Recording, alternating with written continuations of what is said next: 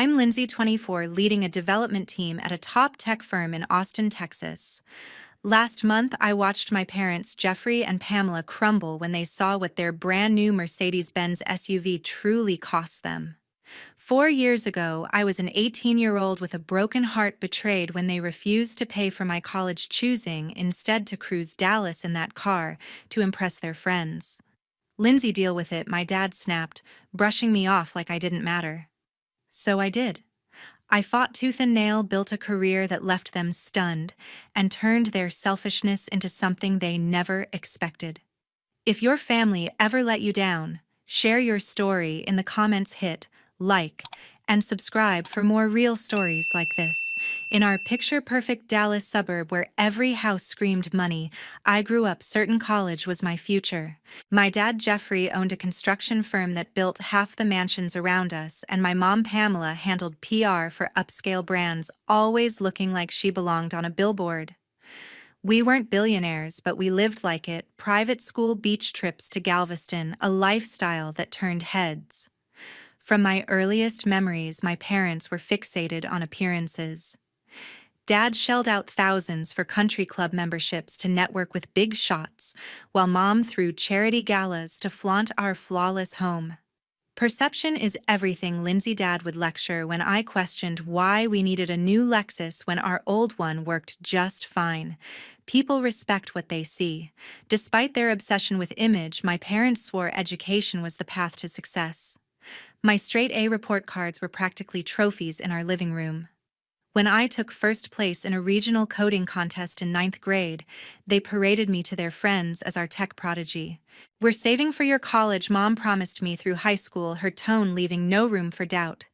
"Just get into a top school and we'll handle the rest."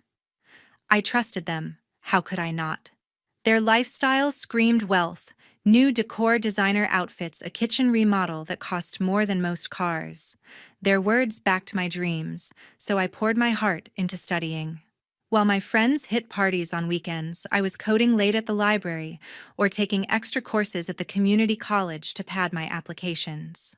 My computer science teacher, Ms. Ramsey, saw my talent for algorithms and became my guide. "You're something special, Lindsay," she said in junior year, her voice full of belief. "A program like UT Austin or Texas A&M could launch you." Her encouragement fueled me. I aimed high: UT Austin, Texas A&M, even Georgia Tech, the best computer science schools out there. I spent countless nights polishing essays, prepping for interviews, making sure every application was perfect. My parents seemed fully on board. They covered my SAT prep classes, drove me to campus visits, and turned mailing my UT Austin application into a ceremony. "This is your shot at the big time," Dad said, grinning as he dropped the envelope in the mailbox. Mom beamed. "We're so proud, sweetheart." But there was a secret they kept buried beneath their polished exterior. Behind the country club brunches and Mom's designer bags, my parents were sinking in debt. The fancy cars, home upgrades, gala donations, it was all financed, a fragile act they maintained to keep up appearances. They hid it well from me, from their friends. To everyone, we were the Chapmans, the family who had it together. To me, they were the parents who'd vowed to support my future. I didn't know they were walking a financial tightrope, ready to trade my dreams to protect their facade. By senior year, my classmates were freaking out about college costs. Lunch conversations revolved around scholarships, loans, and financial aid packets. Some friends swapped their dream schools for cheaper ones. "You're so lucky," my friend Brooke told me one day, her voice heavy with envy. Her parents were pinching pennies for her community college fees. "Your folks can afford anywhere?" I nodded, gratitude swelling in my chest. "Yeah, they've been saving for my education my whole life," I said, echoing Mom's words. I believed it completely. I was banking on it. March of my senior year, the acceptance letters started rolling in. Texas A&M came first, followed by other strong schools.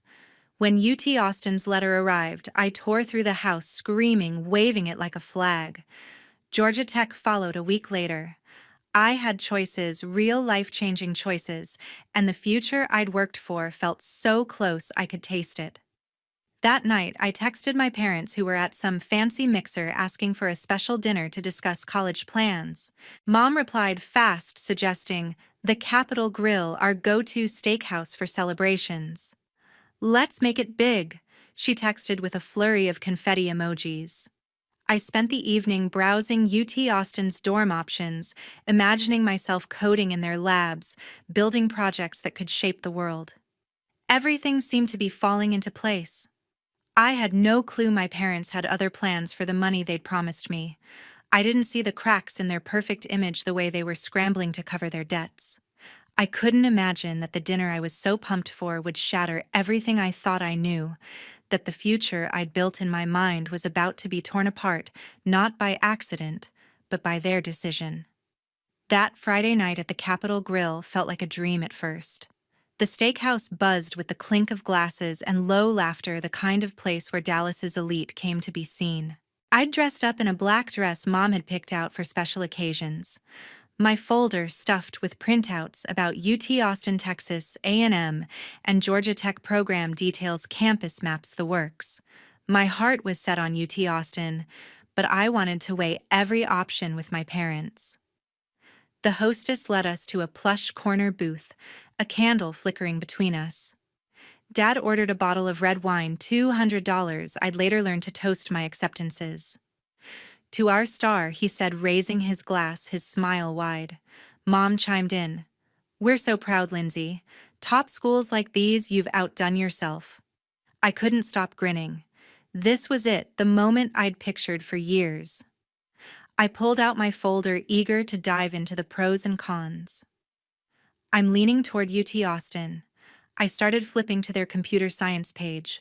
The program's top tier, and it's close enough for visits. My parents traded a glance, quick but sharp, like a warning I didn't catch. Dad set his glass down, his smile tightening. "About that, Lindsay," he said, his voice shifting to a tone I'd never heard before. "We need to talk about the financial side of college." I nodded, still clueless. "Sure, I know these schools aren't cheap. Texas A&M offered some merit aid, and we can look into scholarships." Another look between them.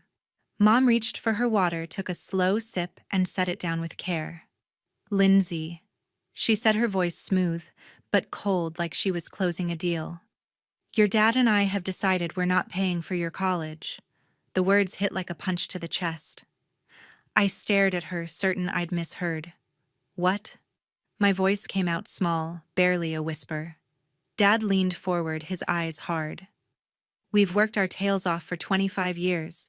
It's time we treated ourselves." I blinked, waiting for the punchline, for them to laugh and say it was a joke. It never came. "Treated yourselves?" I echoed, my brain scrambling. "What about the money you saved for my education?" Mom's smile didn't waver, but it was empty. "Plans change, sweetheart. We've ordered a Mercedes-Benz SUV, top of the line, custom rims, the whole package. It's being delivered next week." My mouth went dry. "A car," I repeated, my voice cracking. "You're choosing a car over my college?" Dad's jaw tightened. "It's not just a car, Lindsay. It's an investment in our image. You don't get how much appearances matter in our world." I felt the room spin, the chatter and clinking glasses fading to a dull roar. "But you promised," I said, tears burning my eyes. "All those years you said you'd handle it if I got into a good school." Mom sighed, like I was being dramatic. "Promises aren't contracts, Lindsay. There are loans, scholarships, work-study programs. Kids your age figure it out." Dad nodded, cold as stone. "You need to learn to stand on your own. We're done carrying you." "Carrying me?" I snapped, my shock turning to fire. "You pushed me to apply to these schools. You said I was your future tech star." Mom waved a hand, signaling the waiter for more wine. "Don't make a scene, Lindsay. You're acting entitled." "Plenty of kids pay their own way." "Entitled?" The word stung like a slap. "You're my parents," I said, my voice shaking. "You told me to focus on grades because you'd take care of the rest. And now you're what, buying a car to show off to your country club friends?" Dad's face darkened. "Watch your tone. We've given you 18 years of a good life. That's more than enough." Mom leaned in, her voice low but sharp. "And one more thing, Lindsay. This stays between us. You don't go blabbing to your friends or anyone else.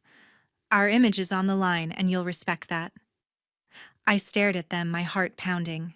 They weren't just taking my future, they wanted me to lie to protect their facade, to pretend everything was fine, while they drove around in a car that cost more than a year at UT Austin. The waiter brought our appetizers, oblivious to the bomb they'd just dropped. I couldn't touch the food, my stomach churning. "So what am I supposed to do?" I asked, my voice raw. "Give up everything I've worked for?" Dad shrugged, slicing into his steak. "Pick a cheaper school, get a job, take out loans. Life's not a free ride." Mom sipped her wine, her eyes cold. "Deal with it, Lindsay. We've done our part. Now it's our turn." The rest of the dinner was a blur. They talked about the car, leather seats, sunroof, how it'd turn heads at the next gala, while I sat there numb, my dreams crumbling. When Dad's credit card came back after covering our $300 meal, I couldn't help but think that single bill could have bought my textbooks. Back home, I locked myself in my room, collapsing onto my bed. My phone buzzed with a text from Brooke asking which college I'd picked. I couldn't reply. How could I tell her my parents chose a car over my future? How could I explain to UT Austin I wasn't coming because my college fund was parked in our driveway? I cried until my throat burned, waves of shock and betrayal crashing over me. But sometime past midnight, something shifted inside me. If my parents wanted me to deal with it, I would, not for them, but for me. They didn't believe in my dreams, but I still did. Somehow I'd find a way forward, even if it meant starting from nothing. The next morning, I woke with puffy eyes but a spark of resolve. If they wouldn't help, I'd find someone who would. I just didn't know how hard that fight would be. If my parents thought I'd crumble because they chose a Mercedes-Benz SUV over my college fund, they were dead wrong. I wasn't doing this for them anymore. I was doing it for me. I grabbed my phone and started calling financial aid offices. My voice shaky but determined. UT Austin.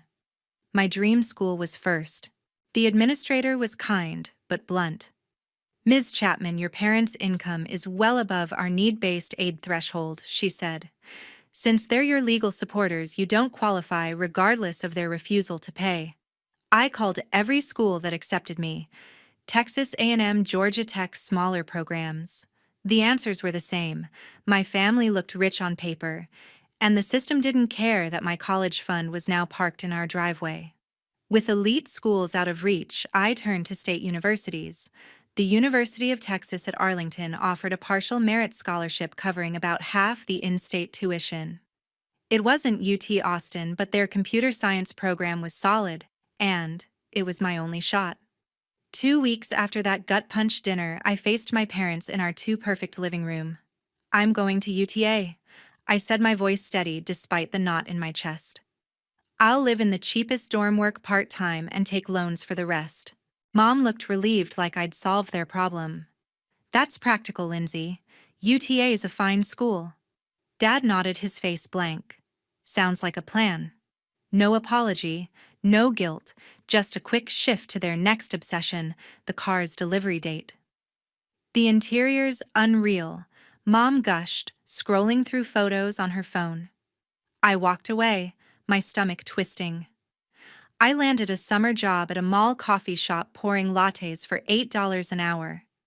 The day before their SUV arrived, I helped Mom unpack her new designer sunglasses, each pair worth more than my future textbooks. They barely noticed me, too busy posting the Mercedes on social media with captions like, "Living the dream." While I pulled double shifts, my phone buzzed with their updates, them posing by the car grinning at country club events, their debt-fueled facade still airtight. I stopped checking their posts after a week, the betrayal too raw. August came, and I moved into UTA's oldest dorm, a cramped room with peeling paint and creaky beds. My roommate Brooke was a mechanical engineering major from Fort Worth, also working her way through school. "This place is rough," she laughed, stacking her books on a shaky shelf. "Better than nothing," I said, my mind flashing to UT Austin's glossy dorms. Reality hit fast. I'd scored a job at the campus library 10 hours a week, and another waiting tables at a local diner weekends and 2 weeknights. Between classes, work, and studying, I averaged 4 hours of sleep. Meals were instant noodles or diner scraps, whatever I could grab. My parents' calls were scarce, always shallow. "How's school?" Mom would ask before raving about their latest gala or the car's new wax job. I kept it short, never mentioning my struggles. They didn't need to know I'd skip meals to save cash or cry in the library bathroom overwhelmed. Meanwhile, their social media sparkled with photos of them cruising Dallas, the Mercedes gleaming. The contrast burned my hustle versus their fake glamour. October brought midterms and my breaking point. After an all-nighter for a coding project, I dozed off during a calculus exam, waking with 15 minutes to finish 2 hours worth of problems. That night at the diner, I dropped a tray of sodas, earning a warning from my boss. Back in my dorm, exhausted and unraveling, I found a notice under the door. My student account was past due $2,000, or I couldn't register for spring classes. I sank to the floor, clutching the paper, and let the sobs tear through me. How could I keep going? I was failing schoolwork, everything. Maybe my parents were right. Maybe I wasn't built for this. Brooke found me there, curled against my bed. "Lindsay, what's wrong?" she asked, sitting beside me. I handed her the notice, choking out the story: my parents' betrayal, the car, the loans I couldn't get without a cosigner. She listened, her face softening. "That's messed up," she said. "Parents are supposed to have your back." I shook my head, tears falling. "I don't know how to do this. I'm drowning." Brooke gripped my shoulder. "One step at a time. Anyone else you can call? Grandparents, maybe?" Her words clicked. My grandma Edith had always been my biggest cheerleader. She'd sent me $1,000 check for graduation, which my parents had borrowed for their car payment, promising to repay it. They never did. I called her the next day from a campus bench, my voice trembling as I spilled everything. "Jeffrey did what she," snapped, her outrage like a lifeline. "That money was for your education. I raised him better." By the end of the call, she'd offered to co-sign a private student loan and send a small monthly stipend, enough to cut my diner shifts and breathe. "You're worth investing in, Lindsay," she said firmly. "Don't let anyone say otherwise." With my grandma's help and Brooke's support, I scraped through that first semester. My grades weren't perfect, but they held up. My coding professor, Dr. Stephen Grant, noticed my work on a group project and offered me a research assistant spot next term, a job that paid better than the library and gave real experience. My parents returned from a Houston trip, their Mercedes now sporting custom plates, and called to check in. I didn't mention Edith or my struggles, keeping our talks brief. "You sound tired," Mom said once over a dinner I wasn't invited to. "College is tough," I replied, leaving it there. Christmas break meant 3 weeks back home, sleeping in my old room, while my parents turned my study nook into a lifestyle corner for Mom's yoga gear. Photos of their Mercedes lined the walls where my coding awards once hung. "Self-reliance builds character," Dad said one night, pouring another whiskey. I bit my tongue, slipping to my room where I cried silently, just like that night after the Capitol grill. But these tears were different, not just pain, but defiance. I'd make it, not because of them, but despite them. And deep down, I knew this was just the start of my fight. Spring semester at UTA marked a turning point. With Grandma Edith's stipend and Brooke's pep talks, I found a rhythm classes research assistant work with Dr. Stephen Grant and fewer diner shifts. Sleep was still scarce, but I could breathe. My coding skills sharpened, and I started to see a path forward, not just survival. Dr. Grant, my professor, noticed my knack for algorithm design. "You've got a spark, Lindsay," he said after I debugged a complex project. "There's a regional coding competition coming up. You should join our team." I hesitated. My plate was full, but his belief in me was hard to ignore. I signed up, spending late nights practicing with teammates, fueled by coffee and defiance. If my parents thought I'd fail without them, I'd prove them wrong. The competition was intense with teams from UT Austin and Texas A&M schools I'd once dreamed of attending. To my shock, our UTA team took second place, beating several heavyweights. Dr. Grant beamed afterward. "Your algorithm optimizations carried us," he said. "I'd like to recommend you for a summer internship at CodeZap Technologies." My heart raced. CodeZap was a rising tech firm in Austin, competitive but well-paying with housing included. I threw myself into the application, building a portfolio of my best code, practicing interviews with Brooke until I could ace every question. When the offer came, I called my grandma first. "I got it," I shouted, my voice cracking. "Full-time, 12 weeks housing covered." She laughed, warm and proud. "I never doubted you, Lindsay." My parents' reaction was another story. I called to say I wouldn't be home for summer, hoping stupidly for a shred of pride. Mom sounded annoyed. "What am I supposed to tell people when they ask why you're not here?" she complained. Dad cut in, his voice sharp. "No need to make it sound like we're the bad guys. You're doing fine." I swallowed the hurt. "I got a prestigious internship," I said, my tone icy. "Maybe mention that." The call ended fast, their silence louder than words. They didn't care about my win. They cared about their image, still cruising Dallas in that Mercedes, posting "blessed" on social media while their debt piled up. As summer approached, my parents invited me to a charity gala they were co-hosting in Dallas, a glitzy event for their country club crowd. They even offered to cover my bus ticket, maybe feeling a twinge of guilt after our call. I wavered, but went, telling myself it was a chance to mend things. The gala was at a swanky hotel, all chandeliers and champagne. Mom had decked out the venue, and their Mercedes was parked out front, waxed to a mirror shine. We stuck to safe topics at first: weather, my cousin's new job, avoiding the elephant in the room. Then came the dinner, a long table packed with their high society friends. Dad stood to introduce me, his smile polished. "This is our daughter Lindsay, the coding whiz," he said, his voice dripping with fake pride. "She's at UTA, making us proud." One of his golf buddies leaned in. "UTA? I thought she was headed to UT Austin or some Ivy League." Before I could speak, Mom jumped in, her laugh too bright. "Lindsay wanted to stay local, didn't you, dear?" My blood boiled. They were rewriting history, painting themselves as supportive parents. I set my glass down, the clink cutting through the chatter. "Actually," I said, my voice steady but loud enough for the table to hear, "I'm at UTA because my parents chose a Mercedes-Benz SUV over my college fund. They told me to deal with it instead of paying for UT Austin."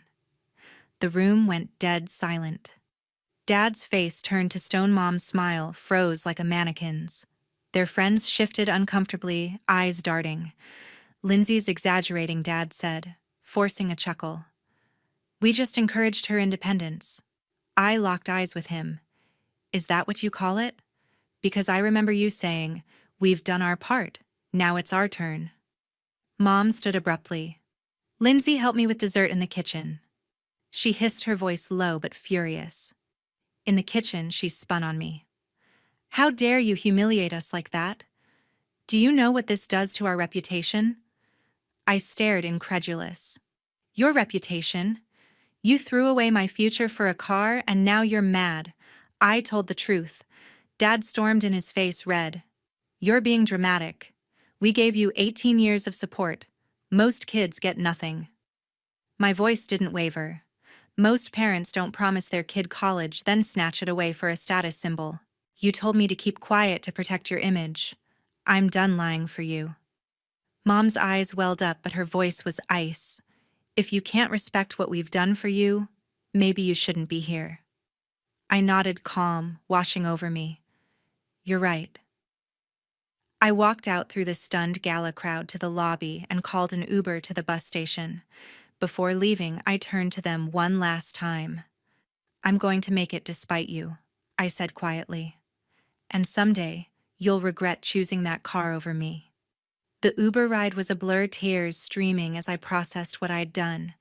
But by the time I reached Arlington, a strange peace settled in. I'd cut the cord no more, pretending no more, protecting their lies. The next day, I emailed my parents. "I need space," I wrote.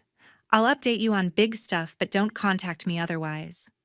Their replies came fast. Mom's defensive, dad's angry, but I archived them without responding. I blocked their numbers and unfollowed their social media, their Mercedes-filled posts too painful to see. Edith was the only family I kept close. "Sometimes you have to protect yourself," she said when I told her. "This isn't about punishing them, it's about saving you." Her words gave me strength. With my parents out of my daily life, I dove into the Code Zap internship, my studies, and new friends who valued me for me, not what I could do for their image. That summer at Code Zap was a game changer. My supervisors loved my work on a data processing algorithm, offering me a part-time remote role during junior year. It paid better than the diner, letting me drop those shifts and focus on school. Dr. Grant kept mentoring me, pushing me to submit my code to tech journals. "You're building a name for yourself," he said, grinning. Brooke, now more like a sister, celebrated with me over cheap tacos when I got my first real paycheck. "You're killing it," she said, tossing a chip at me. I laughed, but her words stuck. I was rising, not just surviving, and somewhere deep down I knew my parents would soon face the real cost of their choice. Junior year at UTA was when everything clicked. My part-time role at Code Zap Technologies, earned from that summer internship, gave me financial breathing room. I dropped the library job, slept more than 4 hours a night, and my grades shot up. Dr. Stephen Grant, my mentor, kept pushing me. "Your work's getting noticed, Lindsay," he said, forwarding my algorithm project to a tech journal. When it got published, Brooke insisted we celebrate with pizza in our dorm now, in a slightly better building than freshman year. "You're a rock star." She grinned, tossing a crust at me. I laughed, but I felt it. I wasn't just scraping by anymore. I was building something real. That fall, Code Zap offered me a full-time junior developer role after graduation, with a salary that made my jaw drop, plus a signing bonus to clear half my student loans. I accepted moving to Austin that June. My new manager, Valerie, welcomed me with a warm smile. "We're thrilled to have you," she said. "Your internship work was stellar." During orientation, I spotted a company program, the Code Zap Opportunity Fund, offering scholarships for students with big dreams but no financial backing. It hit close to home. I reached out to the fund's director, Colin, to learn more. "We're always looking for employee input," he said. "Got any ideas?" I did a scholarship for students like me, whose parents could afford college but chose not to. By my first year at Code Zap, I was thriving. My team praised my innovative fixes to our data platform, and my optimization algorithm caught the CTO's eye, earning me a shout-out in a company-wide meeting. I poured my evenings into the Opportunity Fund, reviewing applications that echoed my story: kids fighting for their education against parents who prioritized luxury. I pitched a new scholarship drive forward, funded partly by my signing bonus. It would cover full tuition for students whose parents opted for status symbols like fancy cars over their kids' futures. Colin loved it. "This is personal for you, isn't it?" he asked. I nodded, my throat tight. I know what it's like. The scholarship launched that spring, supporting 3 students. I crafted the essay prompt myself. How have you overcome family obstacles to pursue your education, and how will you help others do the same? Reading their stories, parents choosing boats, vacations, or yes cars over college, felt like reading my own. I added a mentorship component, pairing recipients with Code Zap employees for career guidance. Valerie jumped in as a mentor, saying, "You're changing lives, Lindsay." I didn't tell her it was healing mine too. My personal life steadied. I moved into a small Austin apartment, my first real home. I joined a coding meetup, made friends, and started dating Randy, a finance analyst who got my complicated family history without judgment. "You're stronger for it," he said one night, walking me home. Edith, still my rock, visited for my 22nd birthday, bringing homemade cookies and a $5,000 check. "Pay down those loans," she said, hugging me. "I'm so proud." My parents, Jeffrey and Pamela, stayed on the sidelines. I sent brief updates graduation my CodeZap job, but their replies were curt, never addressing the past. I kept my distance, their Mercedes-filled social media posts, a reminder of why. 2 years into my CodeZap job, I hit a milestone. My team's new recommendation algorithm boosted platform efficiency by 30%, landing me a promotion to team lead at 24. A tech magazine featured me in their Rising Stars list, citing my scholarship work. The article spread, and soon my parents emailed me, subject line, "We'd like to talk." They were coming to Austin for Dad's industry conference and wanted to meet. I hesitated, talking it over with Edith and Randy. "You're in control now," Edith said. "Hear them out, but set your terms."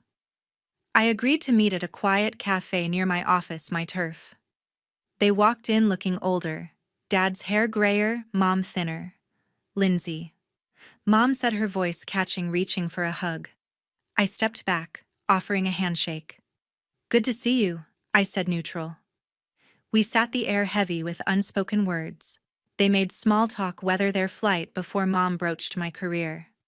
"We heard about your promotion," she said, tentative. "CodeZap sounds impressive." Dad nodded. "Big achievement for your age." I leaned back. "It took a lot of work," I said pointedly. "Work I did alone." They shifted uncomfortably. "We always knew you'd do well," Mom said, missing my tone. I cut in. "Want to see my office? It's a few blocks away." They nodded eagerly, maybe sensing a chance to reconnect. At CodeZap's sleek Austin headquarters, I signed them in, leading them to the open plan floor where my team worked. Colleagues waved and Valerie stopped by. "Lindsay's our star," she said, smiling. "Her algorithm's a game changer." My parents puffed up, basking in reflected glory. In my office, small but mine, with awards and team photos, they took it all in. "You've done so much," Mom said softly. Then Colin knocked. "Lindsay, the Drive Forward scholarship materials are ready," he said. My parents' heads snapped up. "Scholarship?" Dad asked. I took a breath, watching them closely. "Yes, I started the Drive Forward scholarship. It helps students whose parents have the means to pay for college but choose things like luxury cars instead, like you did." Mom's face paled. Dad froze. "You made a scholarship because of us?" he asked, his voice low. "I made it because I know how it feels to have your future traded for a status symbol," I said evenly. "Every year we help kids like me, and my colleagues know why I'm so passionate about it." Mom's eyes filled with tears. "People know about us," she whispered. "Not by name," I said. "But they know my story, how my parents told me to deal with it. Because a Mercedes mattered more than UT Austin." Dad sank into a chair, staring at the floor. "We didn't think it would hit you this hard," he muttered. "You didn't think about me at all," I countered, my voice steady. "You cared about your image, not the years I struggled or the trust you broke." Mom dabbed her eyes. "We just wanted to live a little. We didn't mean to hurt you." I shook my head. "It's not about the car. It's about never owning up to what you did." Dad stood, his face tight. "So you've been telling everyone we failed you?" I met his gaze. "I've been honest about my journey. That includes you choosing a car over my education." The silence was thick. Mom broke it, her voice small. "We love you, Lindsay. We made a mistake." I nodded. "That's a start, but it's not enough to fix 4 years of damage." I walked them to the elevator, their steps heavy. As the doors closed, Mom's face crumpled, Dad's arm around her. I returned to my office, closing the door, feeling a quiet release. I'd said what needed saying. Weeks passed without contact. I focused on work, the scholarship, and my life with Randy and friends. Then one Sunday, Dad called. "Lindsay," he said, his voice tired. "Can we talk?" For the first time, he owned up, no excuses. "We were selfish," he admitted. "We justified it as teaching you independence, but we wanted that car more than we wanted to keep our promise. We hurt you, and I'm sorry." His words hit deep, unexpected. "Thank you," I said, my voice soft. "That means something." He asked to meet again, no pressure. I agreed, choosing a cafe near my apartment. At the meeting, Mom handed me a letter, her hands shaking. I wrote it so I wouldn't mess it up, she said. It detailed their regret not just for the car, but for dismissing my pain, for hiding their debts, for letting pride ruin our bond. We told ourselves we were helping you grow, Dad added, but we were running from our own mess. I asked, why now? Mom's eyes met mine. Seeing your office, hearing about the scholarship, it showed us we weren't just a footnote in your story. We were the villains. Dad nodded. And then our friends started asking about it. Someone at the club heard about a scholarship for kids whose parents chose cars over college. It hit us hard. There was no instant forgiveness, no tearful hug. We agreed on small steps, weekly calls, occasional coffees when they visited Austin. They respected my boundaries, and I opened the door just a crack to something new. We don't expect you to forget, Mom said as we parted. We just want to try. Months later, they asked to fund the Drive Forward scholarship. I declined. It's mine, I said. It stands for something you don't get to claim. But I suggested they start a separate fund at UTA for community college transfers. They did quietly, a small step toward making amends. My career soared. The algorithm I led became CodeZap's backbone, earning me another promotion. The Drive Forward scholarship grew to 5 students a year, its mentorship model copied by other tech firms. Randy and I got serious, talking about a future together. Edith, now 74, came for Thanksgiving, marveling at my apartment. You turned pain into purpose, she said, squeezing my hand. On my 25th birthday, we gathered Randy, Brooke, Edith, a few colleagues, and for the first time, my parents. Edith toasted me, her voice strong, to Lindsay, who turned betrayal into a legacy. Dad stood, his eyes wet. We failed you, he said. But watching you rise, helping others, it's taught us more than we ever taught you. Later, Randy asked how I felt. It's messy, I admitted. Part of me's still that 18-year-old crushed by their choice. But I'm choosing to let it fuel me, not break me. A letter from a Drive Forward recipient sealed it, a girl whose parents picked a yacht over her tuition. Knowing someone else gets it, she wrote, gave me hope. That was my healing, not erasing the hurt, but turning it into something that lifted others. My parents' choice cost us years, but it forged a path I'd never trade. We're building something new, honest, fragile, real. Life doesn't always give you what you expect, but you can take the pain and make it mean something. What about you? Have you faced a betrayal that shaped your path? Share your story below, hit like, and subscribe for more.